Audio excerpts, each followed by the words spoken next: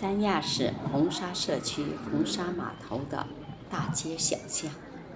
到处都是咱们东北人的身影。早早的就吃过晚饭，他们遛弯、散步，沿着海边，沿着大街小巷，成群结队，到处都留下他们的欢歌笑语。开着三轮车，卖水果，卖蔬菜，卖二手的日常用品，都是东北人。这些可爱的东北人，用他们勤劳的双手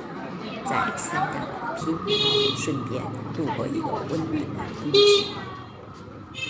看看这些遛弯的大哥大姐们，沿着长长的街道走向海边，海边也是他们的乐园，有唱歌的、跳舞的，只把他乡当故乡。来海南三亚过冬养老度假旅游，